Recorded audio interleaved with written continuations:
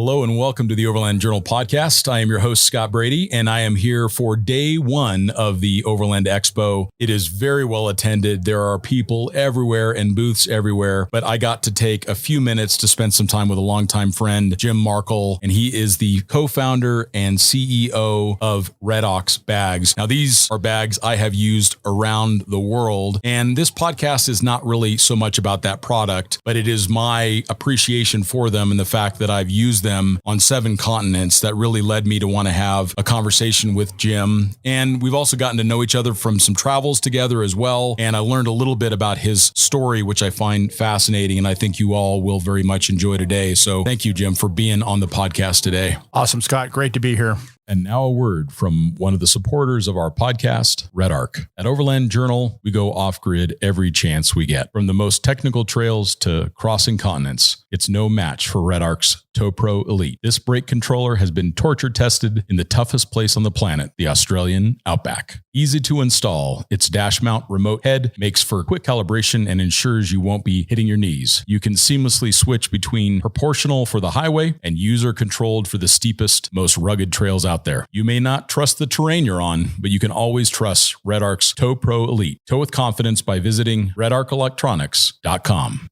One of the first things that come to mind is how your company was founded. Your father's involvement and his involvement in your life and his military career is so interesting. Would you mind sharing a little bit about your dad? Well, everybody, says, who's your hero? And I think Superman or whatever. And my Superman was my father.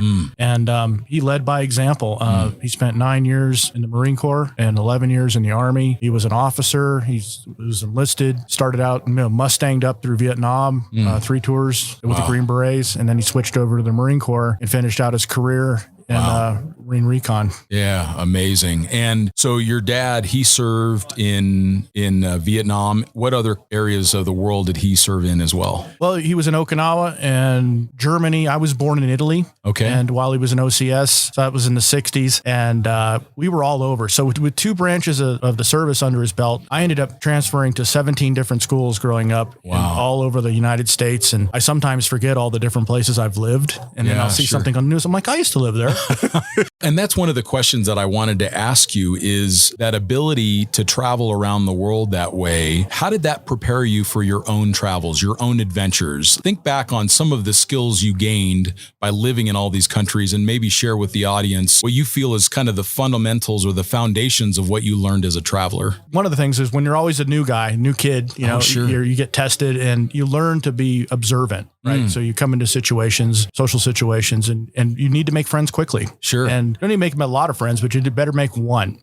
And being observant, I think that was something that developed naturally within me. So you learn the lay of the land. If you live in the South, you learn how the Southern people live, and then in the North and Pennsylvania, or when we were on recruiting duty, there, and then I'm back out to California a few times, and learn how to surf, and so you just kind of like accept whatever culture you're in at the time. Yeah. And so you're kind of a chameleon, but it also influences the way you think. You don't realize it at the time, but you're actually developing skill sets that will serve you later on in life. And when you look back and it's just so wonderful to hear you talk about your father in the way that you do, because I feel very much the same about my own dad. But what were some of the key lessons that you took away from him? Like when you think back on your dad's life, or maybe even the things that he sat down with you and shared that were important for him, for you to know, what were some of those key lessons that you feel like you took away from your dad? Discipline, self-discipline, make a promise, keep it. Yeah. And, never quit. You're capable of way more than you realize. And you would really never accept no for an answer. I'd say, well, why didn't you clean your room or whatever? And to the point where, because I was always on the go, right? And so, if I could get out and go to the beach before cleaning the room, he'd make me stand inspection on Sunday mornings before I could go to the beach. And especially once I got a car, because I try to slip out early in the morning. He's like, not so fast, So, and he taught me fieldcraft and bushcraft and how to think asymmetrically. And so he was always challenging me in ways that for my personality, I was very, pretty wild child, as they say. And, but I was very independent.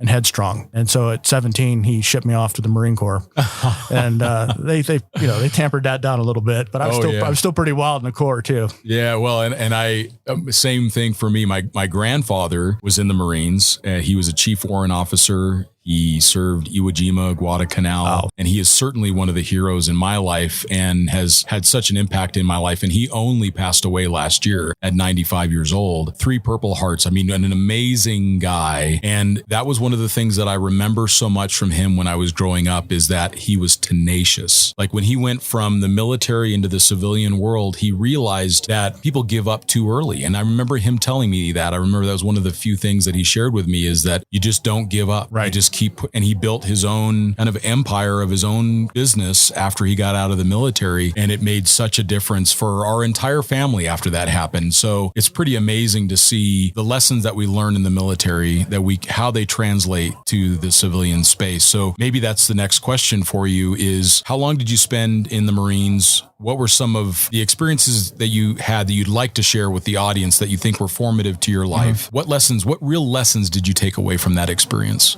Well, the overarching lesson from the military for me would be that you learn everything you ever needed to learn about leading people right there. Yeah. And I served for 4 years, and, crazy as my old man, I wanted to jump out of airplanes and started out as a parachute rigger in air delivery. And then I was at the pool one day and doing shallow water, long distance swimming for money. And the gunnery sergeant caught on to it and confiscated the bedding and had a company party. And then a month later, I got orders to recon battalion in California. And sure. He kind of looked at me as like, I got just the place for you.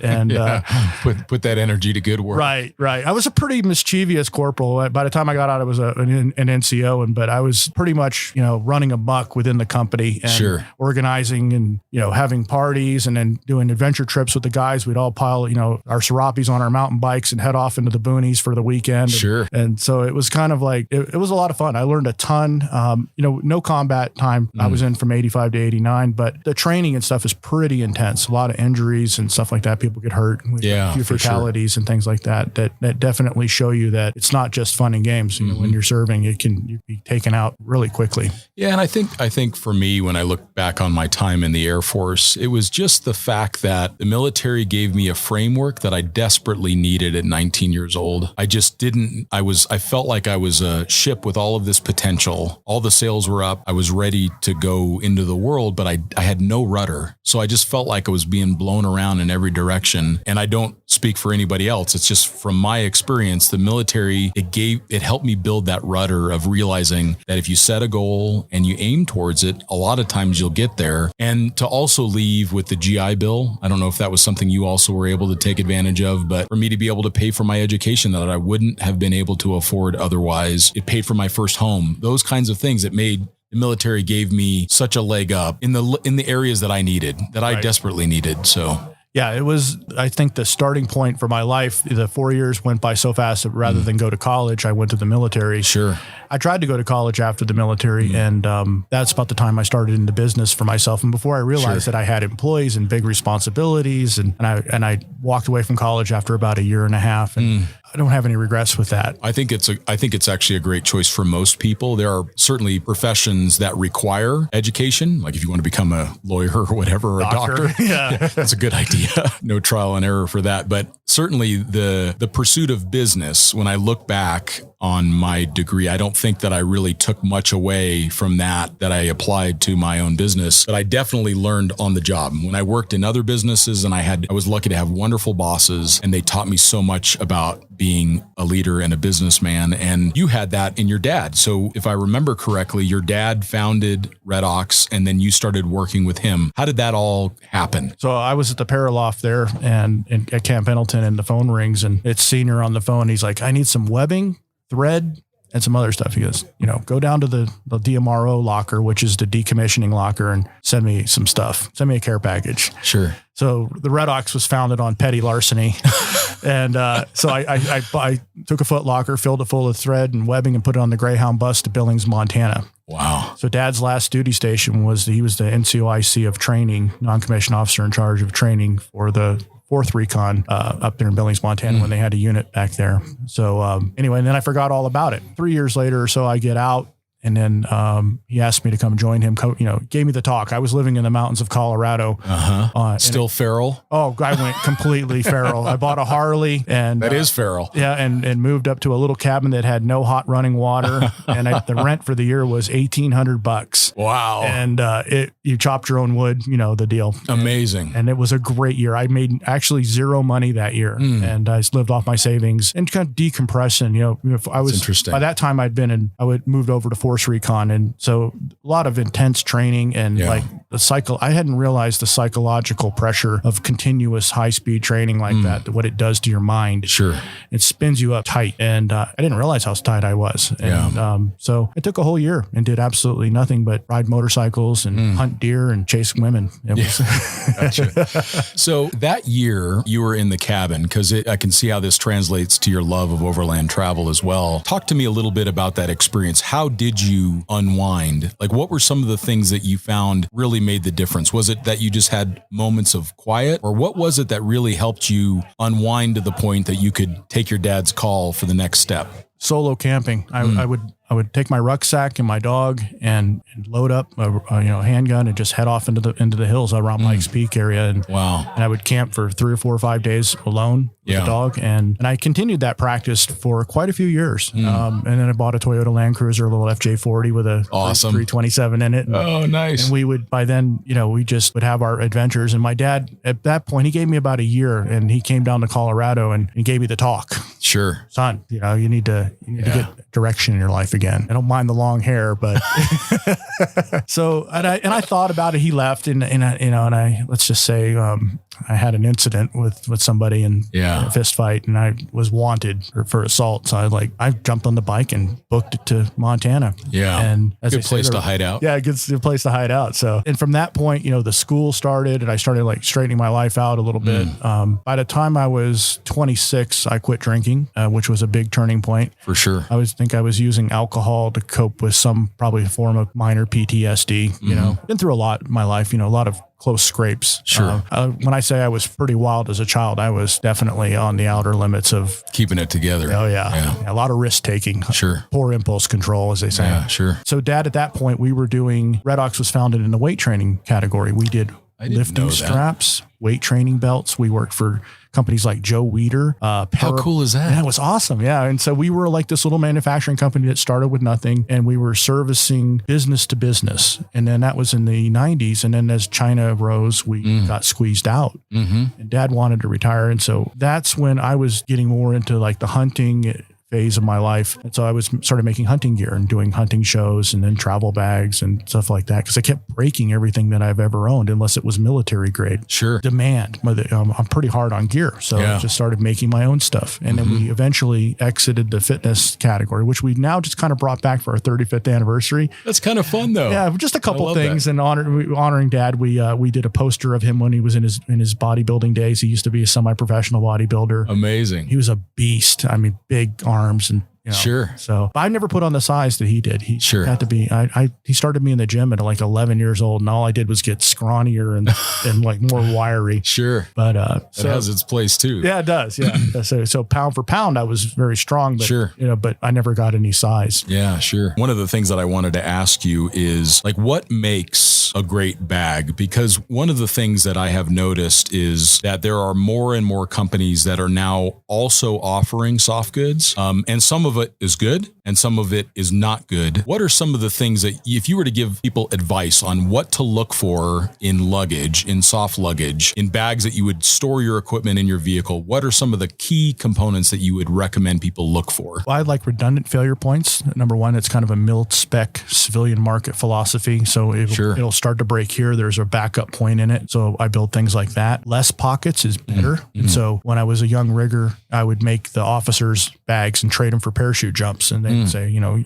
I'll take you up again 2 more times. And so some days I'd get 4 or 5 jumps. How cool is that? Bribe the pilots, right? Sure. That's how the military works, folks. No doubt. And so less is more. Minimalism. Yeah. And it even goes to the point to what, you think you'd want a pocket for everything until you go hunting through a bunch of pockets. And so I've gotten into color coding and I've been into it forever and a day. And so I'll color code interior compartments like little packing cubes that we do with brighter colors. Sure. And the everybody's like, why don't you make things in camouflage? And I'm like, I literally, even though I served active duty 4 years, I was born in the military. I feel like I did my 20. Sure. You did, literally. And so things like that is what I look for, rugged, reliable, that's great. And, some of the stuff, that if you look at some products that are made, they're built in a way that how should I put this? They're engineered for manufacturing, not for use. Oh, sure. And so what engineering for manufacturing means is like you lower the cost in a lean way, and you just keep cutting steps out. Sometimes cutting those steps out hurts the dependability of the product. Right. Building and handcrafting in a way makes our products, I believe the toughest, strongest products that they can possibly be. Yeah. Now, are they the easiest and fastest to build? No, but we do that for a reason. Yeah. And you do make them in the United States, don't you? Absolutely. And we source, we're like Berry compliant, which is the Berry Amendment. We could sell directly to the military if we wanted to, but that's not the model. Yeah. There's a couple things that I've noticed on the soft bags is you've got to have a way to lash them down. That seems to be really important in the vehicles because we're talking about putting bags on racks. We're talking about putting bags in the storage compartment in the back of an SUV or in the back of a pickup. So having rings or loops that you can tie the bags down with. Another thing that I like to do is tie bags together. So carabiner, two corners of two bags together, which now becomes essentially a net if you keep building it across the load surface, and then you lash down at the corners. So now you don't have these bags flying around in the inside of a vehicle. It's also one of the things that I notice is a lot of bags. A small bag will have a zipper, maybe even a waterproof zipper. But then when you get to their biggest bag, it has the same zipper. That doesn't work. I've had those failure points where the small bag, you can't load it up with enough weight to have a zipper failure. It's the right zipper for that bag. But when you get to a 60-liter bag or an 80-liter bag or a 100-liter bag, and it still has this very small waterproof zipper on it, that's where I tend to see failures is, you drop one of the handles and then it just splits the whole thing open because they can't take that kind of pressure.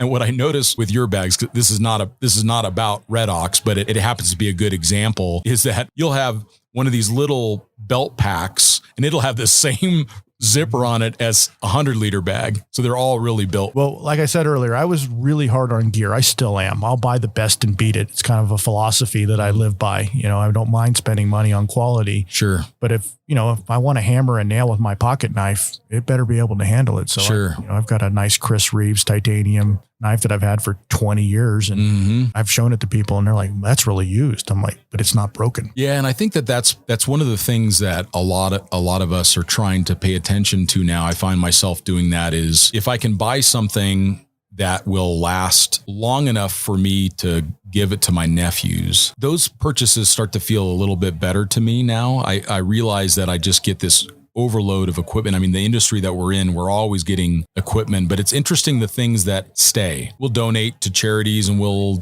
give it to some of our other editors, but the things that I tend to keep personally are those components that should last a lifetime because I just don't want the frustration of having a failure in the middle of Africa. I mean, I believe in our conversations that part of what made you build these bags the way that you do is because you want to go to the middle of Africa, you want to go hunting, and you don't want to have equipment failure in the middle of nowhere. When you talk about gear like that, you just talk about the Chris Reeves knife. What are some other pieces of kit that you have just come to know and love throughout the years? What are some other gadgets that you're just like, this is the one? So when it comes to like new gadgets, so right now I'm really in love with these new Goal Zero pop-up lanterns. So every few years when I want to refresh the kit, I'll hop on down to the outdoor store and grab some stuff and just see what's out on the market. There's Julie string lights with the phone charger. I bought that as well for this trip because my old stuff, remember the blow up ones they had?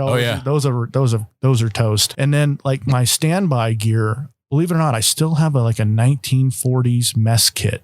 Nice. And I don't hike with it or anything, but I still have it in the rig, in the Sprinter. I'm pretty minimalist though. I mean, Nalgene bottles. Yeah. I love those things. And then we have Seki Edge, which is a brand out of Japan, makes tweezers and personal grooming because field sanitation is very important. It is. I mean, they beat that into us literally. You have to stay clean in the field. Yeah. Trench foot's a big problem. Yeah.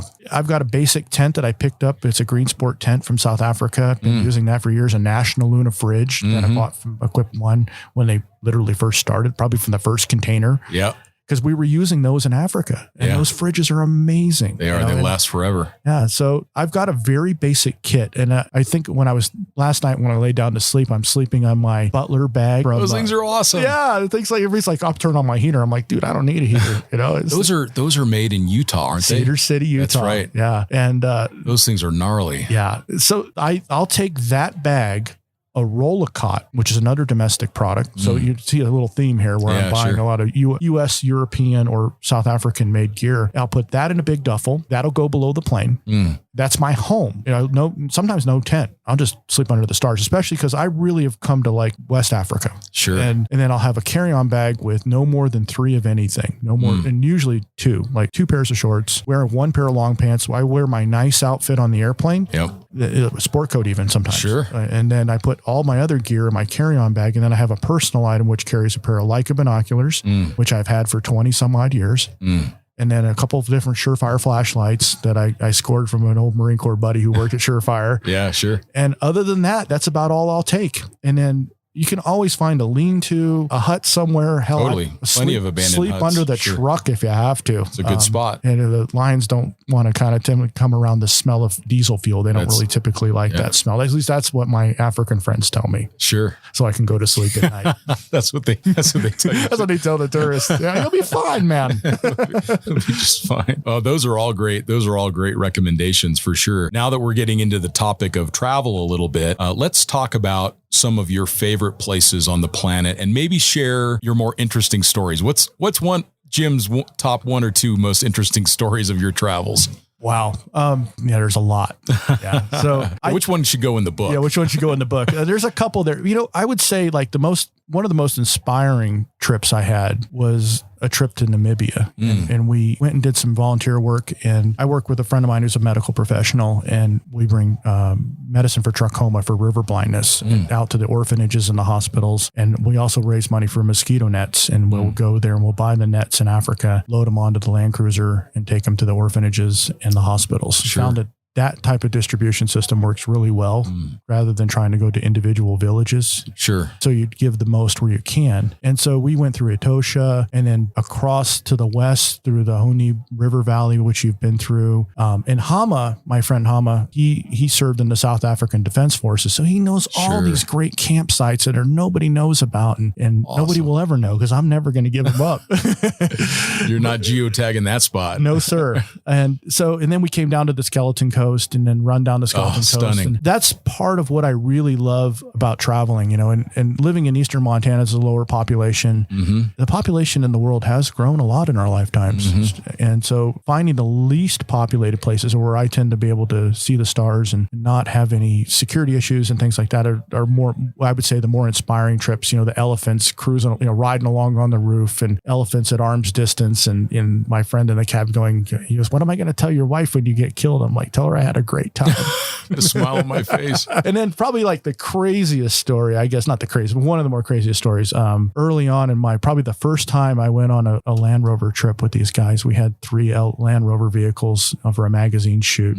And I sunk the one in the Dolores River. I remember that story. Oh man. And that was with Ben Edmondson on the top. Right. He was on the rack trying to film it or something like that. Yeah. And I felt like such a heel, just because they screamed stop and I hit the brakes and the vehicle sucked water and died. Sure. Total of a brand new Land Rover. Yeah. My insurance company then took special notice of me, dropped me after 17 years. Oh, wow. Had paid out. But, that was kind of one of the more embarrassing things. But of course, I've traipsed all over the Philippines and Guam and Korea and the markets. I used to really love to eat a lot of street food. I love to cook, and you've eaten a lot of my cooking on the trail. Yeah, great cook. And so that's one of the things I always tend to find myself in. I'm good to go ride along. Like some people want to I've got to take my vehicle, and I can drive okay. I mean, the guys taught me how to drive decent enough, and I don't have to have my vehicle. Sure. So that's why I say the best trips are the ones where I've got a duffel bag and that's it. And I just show up and perform. And like I said, I love to cook in the field. It's one of, I love to cook anyway, but cooking in the fields always provides some challenge. The wind's going to blow, the rain's going to go. And so that's the aspects of the travel that I really like. That's interesting that you mentioned the cooking, because we haven't really talked about that much on the podcast. But one of the things that I remembered from traveling with you is it is a way to bring a bunch of people that kind of know each other, but don't know each other really well together is you give them a little bit of food, maybe a couple cocktails, and it just people start to get around the fire and they get around this great meal. And it is a wonderful way to kind of set the stage for a trip. Yes. It's the logistics of having like over 10 people on a Baja trip when we were trying to film a pilot for a TV show. Sure. It was a lot of work, and you're talking the meals, like 45 meals a day, and then you pick up, tear down, move again and do it again. And you get to know people and their habits. And we had another former Marine with us along, Taylor Congleton. He's a Land Rover fanatic out of Vermont. And that guy's so big, I had to hide food for him because everybody would. He's a big guy. Yeah. It's so, quite the metabolism. Yeah. Sure. And Ben Edmondson's a big dude too. But so I'd have to I keep Ben from eating all of Taylor's food, and so it's like, and then the other guys, they're like Jordan and stuff. I would be like, he's 135 pounds. You get one serving, but you can't let him see you give the big guy an extra slice. No doubt. And so, yeah, that's funny. Yeah. Those are the little things you learn about cooking, and then what foods to buy that last, what to put in the fridge, what, can go in the cool, like a cool, dry box. Sure. So there's a lot of stuff to figure out. And there's great tips. And of course, and a lot of people, they don't know that you don't have to refrigerate eggs. They'll keep for several weeks. So just put them in the cool, dry box and then you don't have to take up fridge space. And another thing too, is if you get a 12 pack of whatever, just put the drinks that you need for the next couple days and then feed into the fridge because the drinks don't need to be kept refrigerated. Most drinks don't. Yeah. So those are those little tricks that allow you to go with a smaller fridge. I think that oftentimes people go with too big of a fridge. Like even sitting here in the Scout right now, it has space for an 80 or 90 liter, but I've only got a 55 liter in here because I just feed into the fridge. Right. I tend to put the delicate things in there. Sure. The greens and stuff like that. Yeah, for sure. That need to be refrigerated. Some of the crew is insisted that their beers. I'm like, well, let's put the beer in the Yeti. But I'm like, I bought this fridge for my beer. I'm like, let's just put the beer in the Yeti and be done. It totally works great in there. Yeah. Yeah, absolutely. Talking about street food, what is some of your favorite places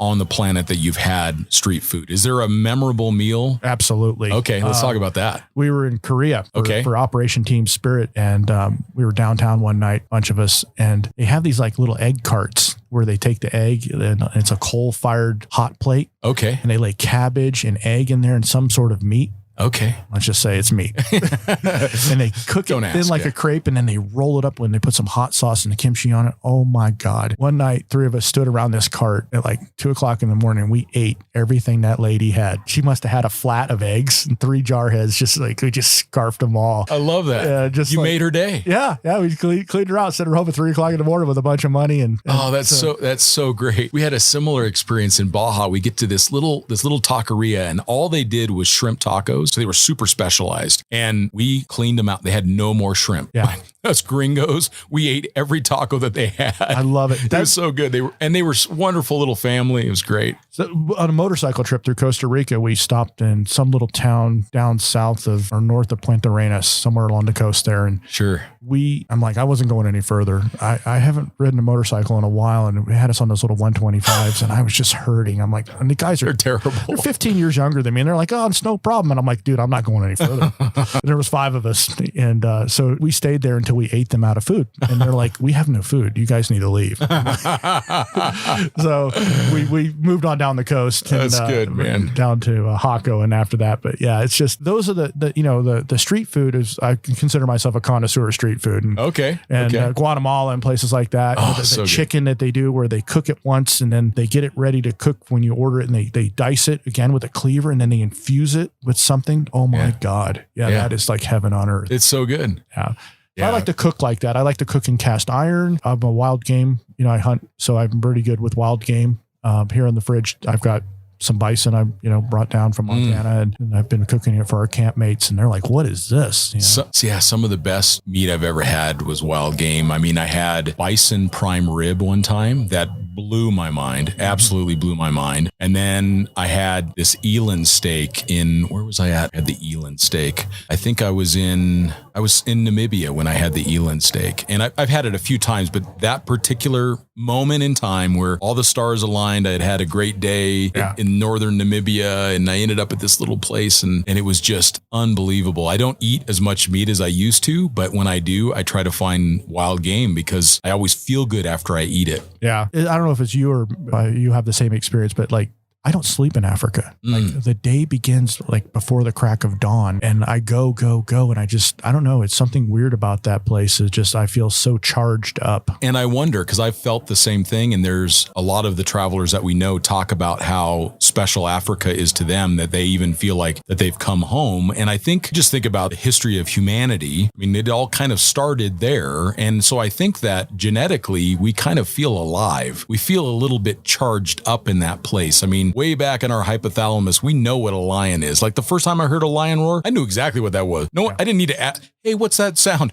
I knew that was a lion. Yeah. Like I knew way down in my core that like, that's something that wants to eat me right now. And that's fun. It's fun to feel like you move down the food chain. Right. And then of course the snakes. And as I like to joke, curiosity will kill you in Africa.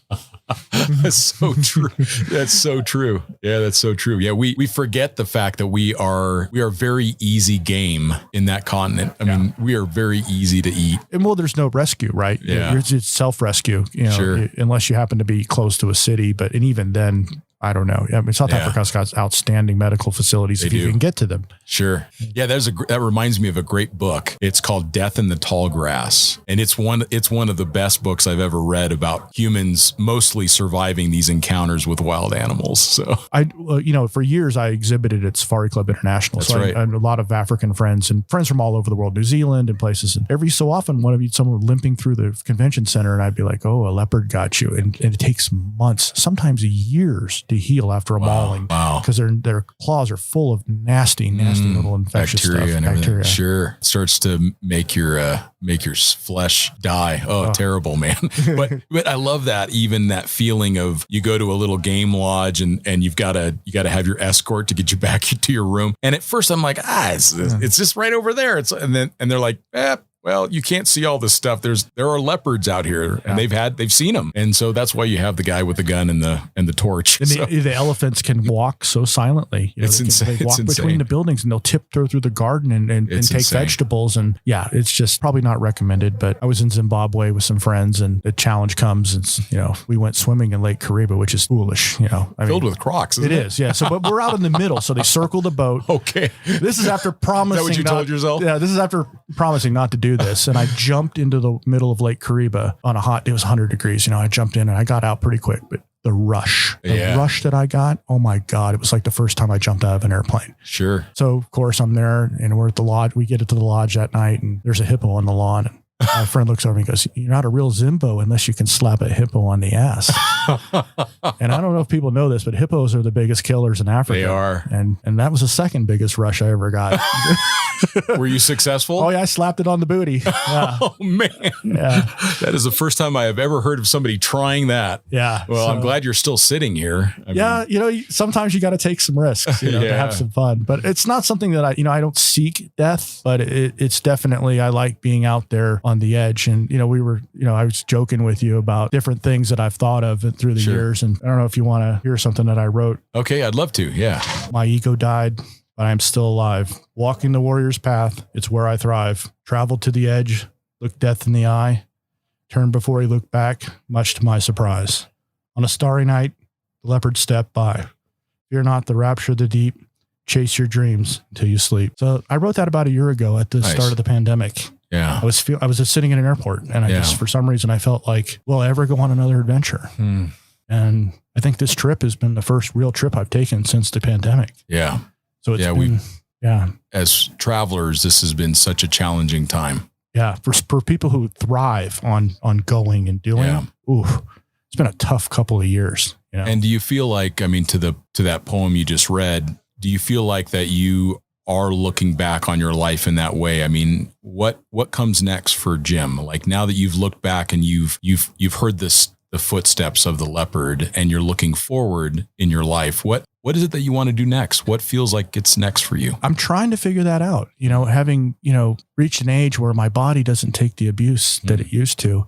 I still love to snowboard, but I pay for it. Ibuprofen and sure. So I've been thinking long and hard on that. I have the Sprinter van that was our old trade show vehicle, and I've been kind of monkeying around with converting it into, a van life thing that whatever. And I really think that exploring more of the Western United States, I know there's places I've never been to. And so I'm going to go seek out those less traveled places here for now. Sure. And then electric bicycles have kind of caught my eye in a way that I never thought I would. I'm like, I used to be a Harley ride motorcycle loving fool. And I'm like, my friends would laugh at me for wanting to ride one of them electric bikes, but there's something serene and peaceful about them, creeping through the woods and not disturbing the elk. And I've been kind of on the hunt for an electric bike. And there's a bunch of options. Oh my, just walking through the show I was just blown away how fast it's advancing. And so that's kind of, where I want to go. And then you and I were talking earlier about sailing, and I have challenged myself to always face my fears. And one of the things, being a reconnaissance Marine, I'm not afraid of the water, but I'm like the deep blue is still like the big ocean with the storms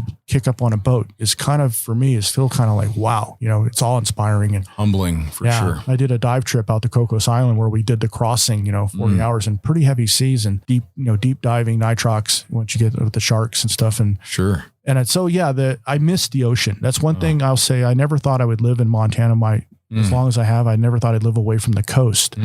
So I do miss the ocean at times. And I would love to maybe put that last fear to rest. Not that I'm totally afraid, but I'm respectful of the ocean because I've seen its power. It's incredible.